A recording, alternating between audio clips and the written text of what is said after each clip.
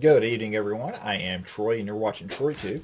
And tonight we're going to do a little project, real simple. We're going to make a St. Patrick's Day shirt, and we're going to do this with a couple products from Siser. So the first one we're going to use is the Siser Gold Foil HTV. So it's mirrored, it's very shiny, reflective product, as you can see there. And then the second one we're going to combine with it is the Siser Holographic Green. So some beautiful stuff there. So I'm going to do my design in Inkscape, and I'm going to show you how to do that.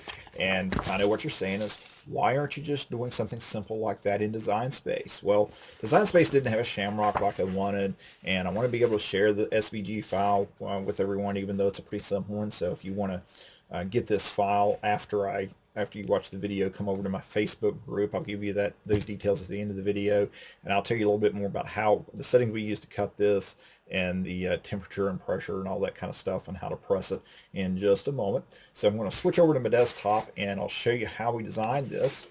So what we're going to do first is go find an image for the shamrock. So we're going to type in images.google.com. We're going to type in shamrock clip art. And here's a real simple one, so we'll click on that one. Make sure you click View Image to get your full image when you do this. You have to be careful about copyrights, but I don't think anybody's worried about a shamrock. So we'll just drag that off to our desktop. And now we'll switch over to Inkscape.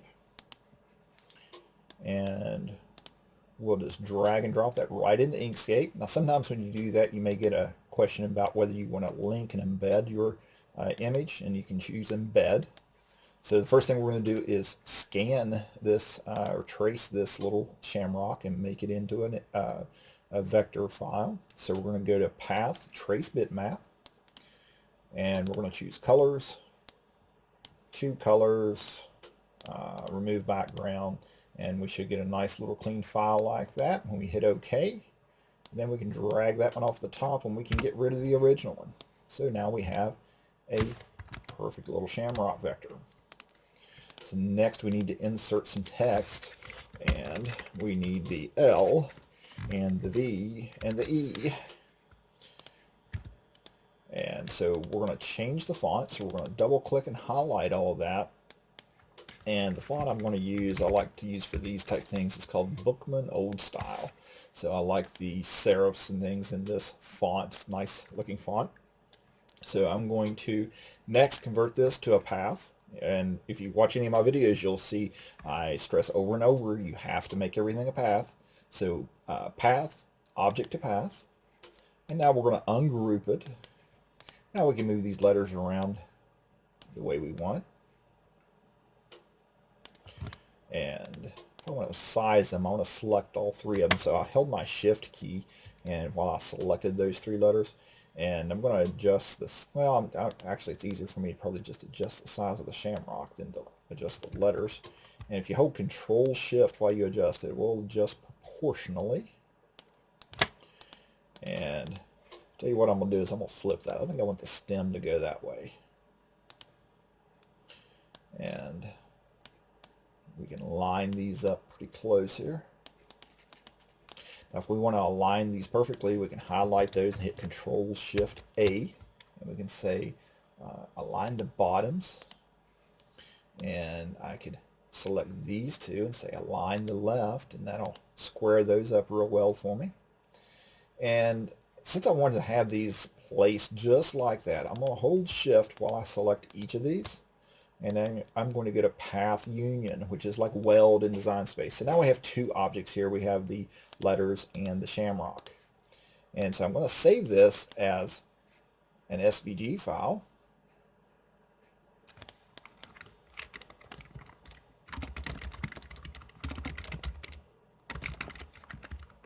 And we're going to save it as a plain SVG file. And now we'll go open this up in Design Space. And we'll upload images and choose Upload. And we'll browse and grab that file and bring it in. And we'll save it. And we'll insert it into our project. Now for this shirt, I'm going to want this design about 8 or 8.5 inches wide or so. I make this make shirts for my wife all the time, so I know how big to make the designs. Maybe 9 inches or so. So that should look pretty nice. And for the other part, if I want it to look correct, I can go ahead and make this kind of yellow and gold if I want. That's how it's going to be on the shirt. Doesn't really matter what color it is on the screen. It's a matter of what color you're going to make it when you put it on the HTV and cut it out. Now I'm going to switch over to my Cricut, and we're going to cut. And it's asking for the shamrock first, so we want to make sure we mirror this, and we want to click both panels and mirror those. And I'll switch back to my monitor and show you what I did there. So if you click this little box, it will mirror your panel, mirror that layer. And it did the same thing here. And now we'll switch back over to the Cricut. And we cut this shiny side down, face down, just like regular HTV. Now the setting that I use to cut this with, most people use the custom setting on the dial for Cricut iron-on glitter and 0.5 millimeter, but I find that even glitter HTV cuts a little better with the setting that I use, and so does this holographic and the foil HTV. And I set up a custom setting. I created a new one called Glitter HTV, and I set the pressure to 250 and to cut once, and it cuts like butter. Does a really good job. So we'll go ahead and put this in here. And so there's our settings. We have the Cricut Glitter HTV on the custom setting. Or actually the Glitter HT, my custom setting there.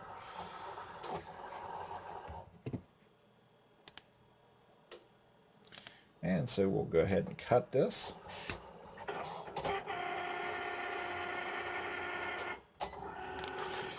And that will take just a moment to cut.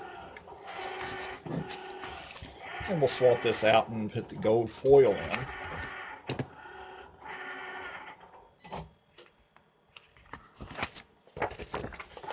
We'll unload that.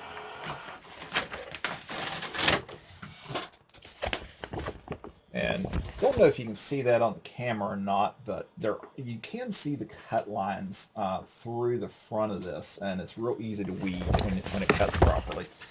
Some of HTV and some specialized HTV like glitter, it's kind of tough to see where it cut, but generally I cut with enough pressure that you can see the cuts through the front of it. And you see I have a little bubble there in my HTV, so these little squeegees are real handy. Smooth that out.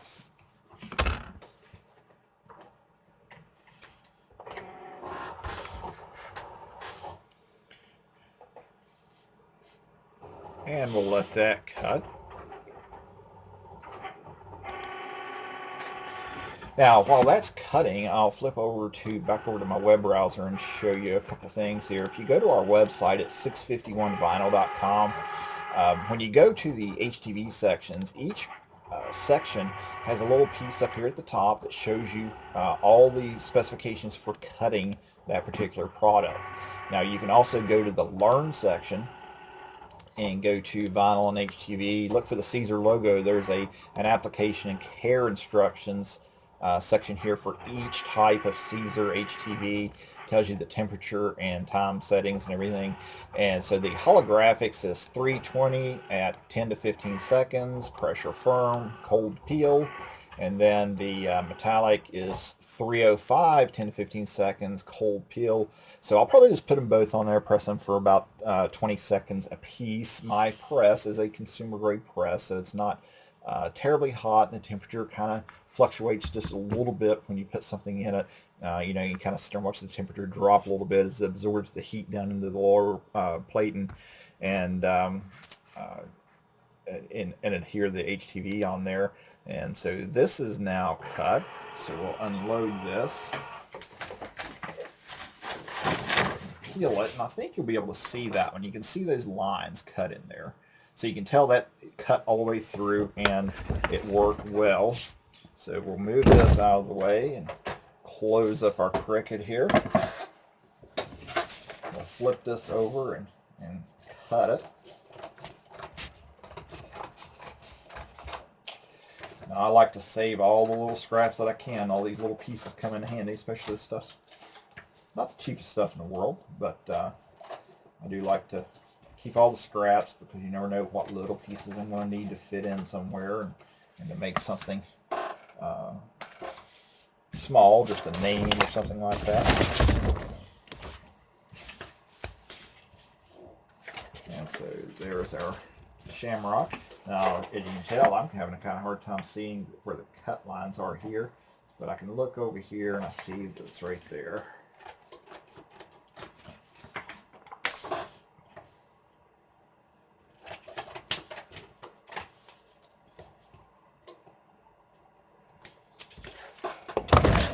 So we'll cut that and weed these pieces out of here.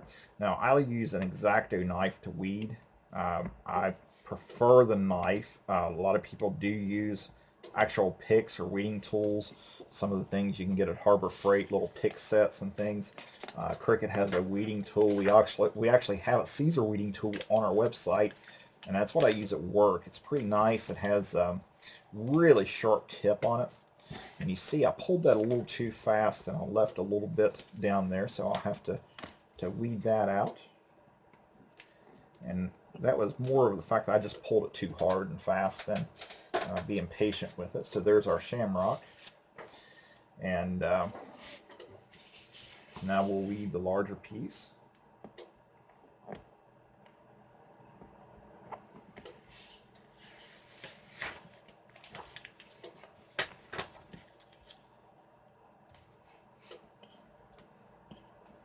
And you can see that it cut really well, just pulls right off of there. No problem. Again, I use that custom pressure setting. I set it at 250 with one cut, which is the custom iron-on glitter 0.5 millimeter that most people use to cut glitter HTV is set at 220. So I'm cutting a little bit better pressure than that. And ever since I created that custom setting, I have had zero issues with it cutting. Now, I also use good, sharp German carbide blades. Now, a lot of people ask, you know, they buy the blades, they'll buy the regular blade, and it is too long. A lot of times it'll cut through all the way through the backing. So you want to make sure you get those German carbide blades that have the red boot on them. And so right here are the ones that I use, the Bridge Cutters German carbide blades. You can get those on Amazon. They're in my Amazon store. They're about 15 bucks for a 3-pack. And they absolutely work perfectly. Have not had any issues with them at all. I did try some off of eBay from China one time. They were really inexpensive, and I ordered like 15 of them. They were really inexpensive, and only one out of the 15 was good enough. So here's our final cuts. So we'll move over to the heat press now, and we'll press this and get it put together. So this is what we're putting on the shirt.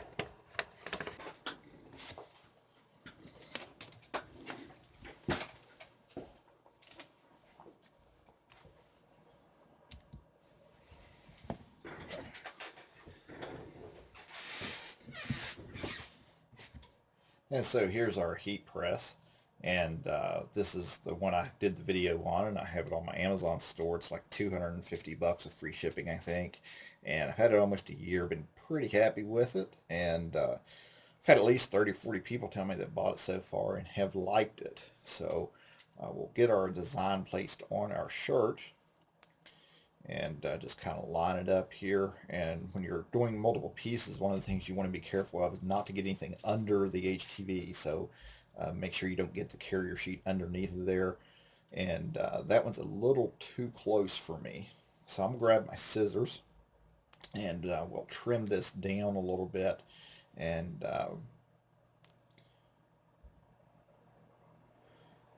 cut this right across the top of this E real close, and get rid of that excess carrier sheet. And we'll put our design on our shirt. Place our shamrock in there and get it lined up. I'm going to move this down a little bit, a little too high there. But let's get everything lined up and even. Everybody asks me what do I do to get things level and even on a shirt, and I just use my eyes. I've been blessed with the ability to line and level things up real easy by looking at it, and that's the only thing I use usually to line things up. So get things on there where I want them. And we'll use a Teflon sheet to put over top of the design to protect it when we press it. A lot of heat presses have a Teflon sheet built in up underneath the plating, but I use a sheet anyway to protect it, because if I get anything on it, I can just throw it away. And so we'll press this. Now, if you can see that on the camera there, the temperature's kind of going down as it absorbs the heat down into the lower plating. And that's just fine. It's no big deal. It's, like I said, it's not a real high-end heat press, so it doesn't stay as consistent. But so I press it for a full 20 seconds. And remember, this is a cold peel or cool peel product. So we'll move back over to the desk and work on this a little bit. So we'll get everything situated here. And switch the camera back over to my desk, and we just want this to cool off a little bit, and make sure it's just kind of warm to the touch, not too hot. Putting it on the desk will help draw the heat out of it even faster. So with that cool, you just, like I said, just want it a little bit warm, and you can peel these off. And looking good so far. And let's peel off this second part. Well, it's funny, sometimes the material stretches a little bit and it looks like it's peeling off the material when you do this. It makes me nervous, but everything's absolutely perfect. It's coming off there really clean. Looks good so far. And there it is. So there's our shirt, Siser Holographic and Siser Foil Metallic HTV. And we have our St. Patrick's Day shirt with the shamrock and the gold foil on there. And looks pretty good, if I do say so myself. It's nice and soft, flexible, good stuff. So we'll move back over here to the computer, and I'm going to show you a couple more things. I'll remind you that on our website, you can go to the Learn section, look for that Siser logo, and find all the application and care instructions. If you go over to my personal website at troyyoung.com, you can sign my petition to get me on Survivor. I'm trying to get the producers to notice me so I can get on my show.